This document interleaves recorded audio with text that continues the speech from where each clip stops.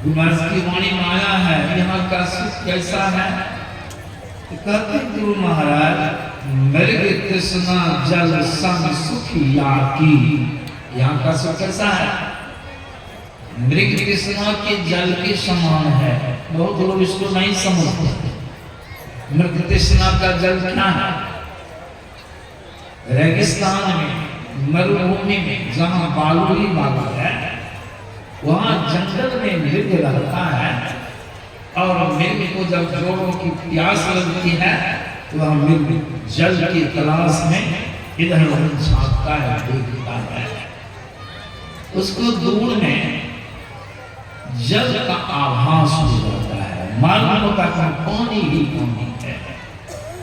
वह तो अज्ञ है, पशु है। हम तो मनुष्य हम लोग समझते हैं वहाँ पानी नहीं है, लेकिन वह पशु उसको ज्ञान नहीं है। उसको लगता है कि पानी दौड़ के वहां जाता है। जब वहां निकट में जाता है तो उसको सही ज्ञान हो जाता है कि वहां पानी नहीं है। तब पानी कहाँ है? फिर दूर दृष्टि करता है, फिर वहां पानी, वहां भी पानी नहीं है। इस तरह से प्यासा में वहां पानी दौड़ते दौड़ते प्यासा ही ना करके प्राण को त्याग देता है, उसको जल की प्राप्ति में। उसी प्रकार गुरु महाराज हम लोगों को कहते हैं, क्या कहते हैं? मृग कृष्णा जल सम सुखिया की। जो सुख हमारा 5 विषय वाला सुख बोलते हैं, रूप रस गंध रस और सभी 5 के बाद 6 सुख नहीं है। इन 5 विषयों को भोगते हैं। यह है गुरु महाराज की वाणी माया है कि अभी कृष्णा के जल के समान है। कितनों भोगते भोगते थक जाएंगे, कितने जन्मों से भोगते भोगते आ रहे हैं, लेकिन संतुष्टि हुई है 5 विषयों के भोग से आज तक? क्या संतुष्टि होगी? नहीं। क्यों? इसका भी कारण गुरु महाराज ने बड़ा बढ़िया बतलाया है। गुरु महाराज क्या कहते हैं? यह आपका सुख नहीं है। संसार में आपका मतलब आप चेतन आत्मा, ईश्वर के अंश हैं। आपका सुख यहाँ नहीं, यहाँ किसका सुख है? तो गुरु महाराज कहते हैं तन मन सुख। यहाँ तन का सुख है, मन का सुख। तन सुख, मन सुख, इंद्रिय सुख, सब दुख। इसका नाम आया तन का, मन का, इंद्रिय का। लेकिन आप में तन है, नहीं मन है, नहीं इंद्रिय है। यह आपका सुख नहीं है। इसको फिर स्पष्ट भी कर देते हैं खुलासा। समझ क्या करते हैं? तन मन सुख है ना सुख तेरो। देखिए कैसा खुलासा है। तेरो मन तू चेतन आत्मा हो, यहाँ तन मन का सुख है, तुम्हारा सुख नहीं है। लेकिन तुमने तन मन सुख है ना सुख तेरो, आत्म सुख मुझ तेरो। तू तन मन सुख जिसके जान लो भयो काल को, कि हम लोग जबरदस्ती तन के सुख को, मन के सुख को, इंद्रिय के सुख को अपना जान के पकड़ लिए हैं।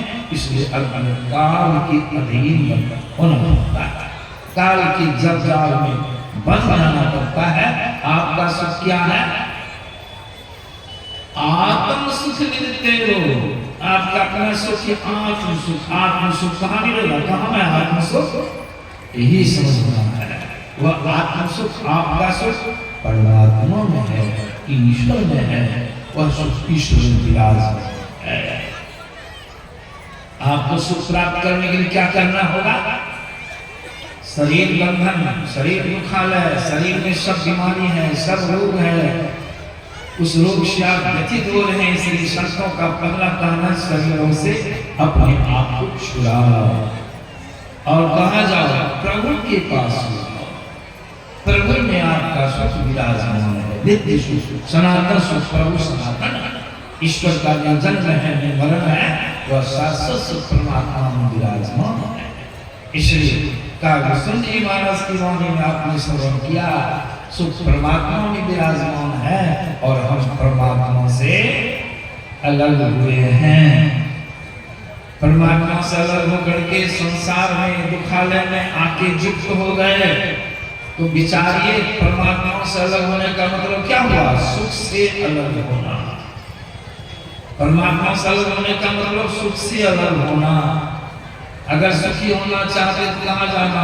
प्रभु में, प्रभु के पास जाने का रास्ता आपके अंदर में है।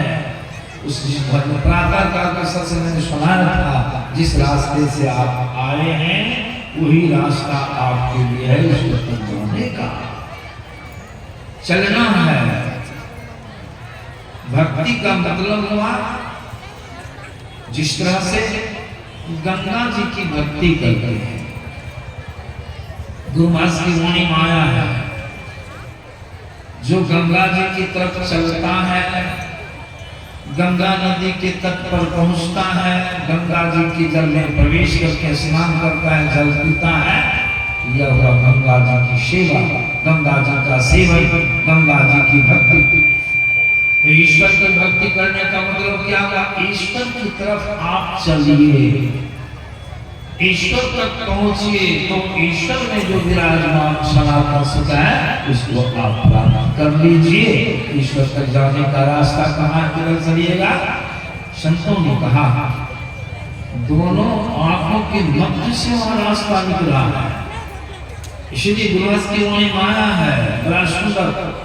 नयन कमल तमाम से कम नहीं धारिए, दोनों आंखों के मध्य से रास्ता निकला है।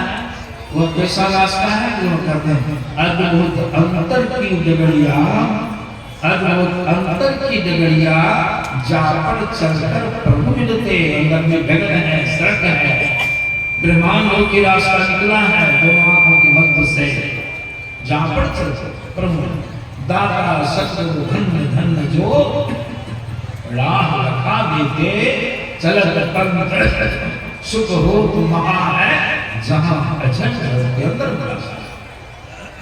अमृत ध्वनि की नौबत झरत, बन भागी सुनते, सुनत रखत सुख लहत अभिवृद्धि।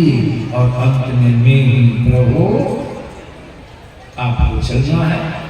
चलने के लिए ही जप है, मानस ध्यान है, इसकी क्रिया है, नादान क्रिया है।